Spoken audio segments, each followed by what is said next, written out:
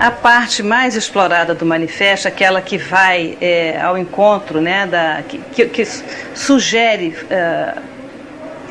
coordenadas para a organização do ensino, da educação pública, é essa parte em que se intitula o Estado em face da educação.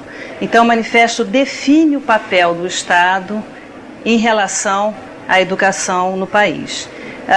O primeiro ponto que ele estabelece é que a educação é uma função essencialmente pública, ou seja, direito de todos, e para que ela seja aberta a todos, ela deveria ser responsabilidade do Estado. Então, essa escola precisa, para ser aberta a todos, ela precisa ser gratuita, né, para que a população que não tem condições de pagar possa frequentar. Ela deve ser obrigatória, obrigação tanto dos pais em colocar os filhos na escola, quanto do Estado em prover os meios para que as crianças frequentem a escola. Ela deve ser baseada na coeducação. Meninos e meninas juntos, conseguimos a coeducação. E a laicidade, que é o primeiro ponto de destaque, a ideia de que a escola deve ser neutra, né? Ela não deve constranger ninguém a seguir qualquer tipo de crença ou religião. Ora, o que temos aqui, um símbolo da religião católica. Será que não alcançamos a escola laica?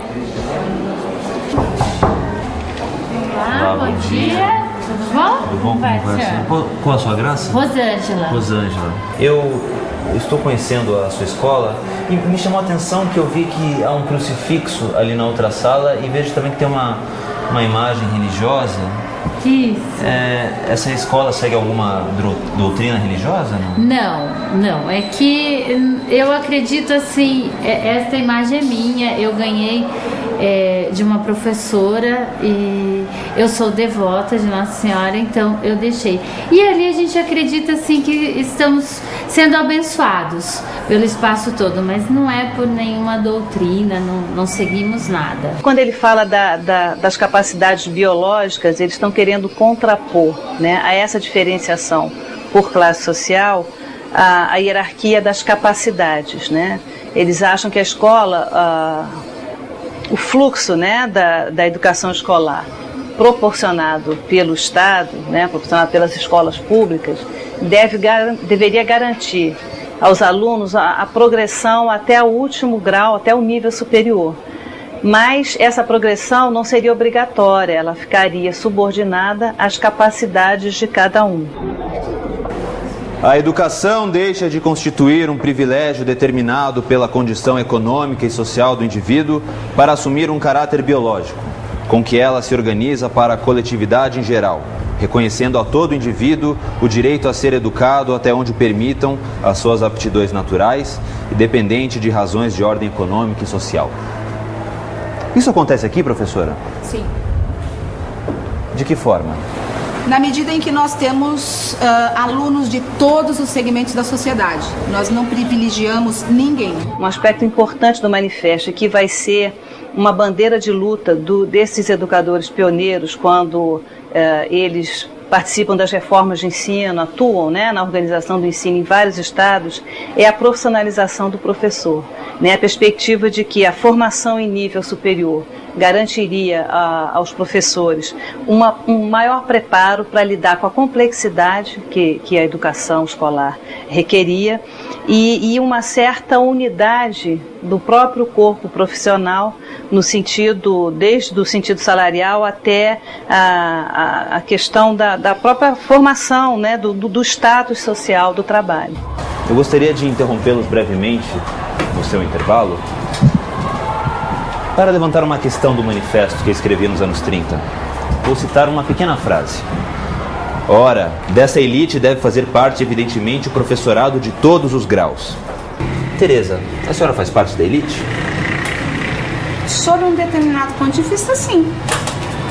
Sobre qual determinado ponto de vista seria esse? Se nós pensarmos que eu tive a oportunidade de estudar e hoje eu tenho a oportunidade de ensinar, sob esse ponto de vista, eu faço parte de uma elite, sim. O senhor faz parte da elite?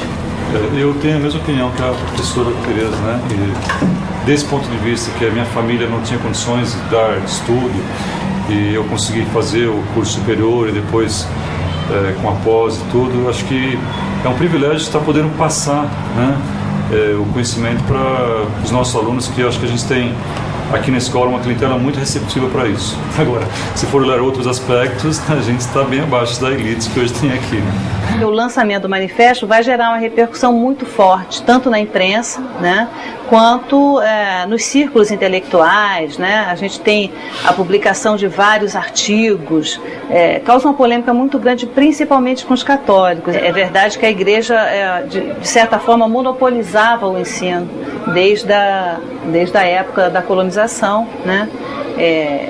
A Igreja Católica tinha os principais colégios, né? O assunto igreja e Estado já apareceu no começo deste modo.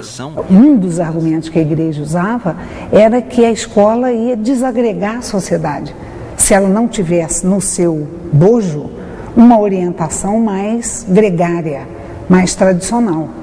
Então havia essa ameaça, digamos, de que um projeto liberal seria um projeto de desagregação e não um projeto de agregação da sociedade brasileira.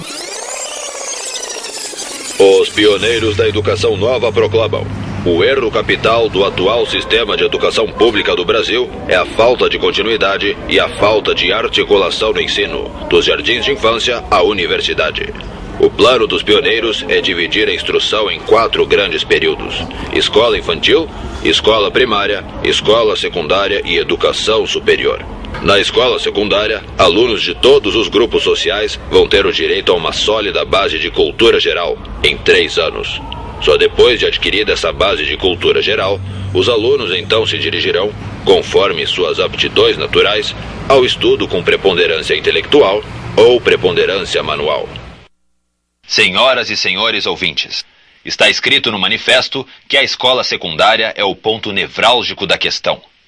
A escola secundária ou do 3º grau não forma apenas o reduto dos interesses de classe, que criaram e mantém o dualismo dos sistemas escolares. É ainda nesse campo educativo que se levanta a controvérsia sobre o sentido de cultura geral, e se põe o problema relativo à escolha do momento em que a matéria do ensino deve diversificar-se em ramos iniciais de especialização.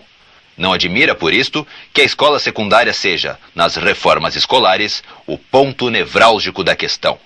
A escola secundária é o ponto em que o caráter da sociedade de classes, da sociedade discriminatória, né, que o Brasil sempre teve, aparece de forma mais contundente, né? A população pobre vai terminar ali o seu processo de escolarização, vai trabalhar, vai seguir um ramo, né? Vai ter atividades profissionais, né? do no sentido vai entrar para o mercado de trabalho e vai ser mão de obra.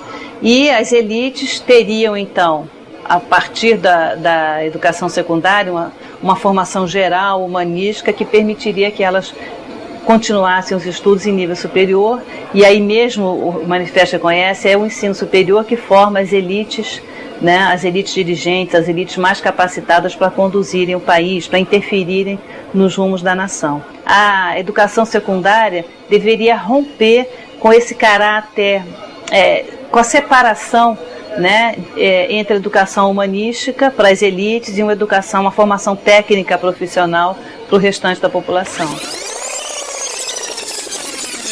Estamos chegando ao final de nossa transmissão. Vamos terminar com uma reflexão para os senhores ouvintes. Vou ler mais uma mensagem deste arrojado manifesto pela reconstrução educacional no Brasil. Nós temos uma missão a cumprir.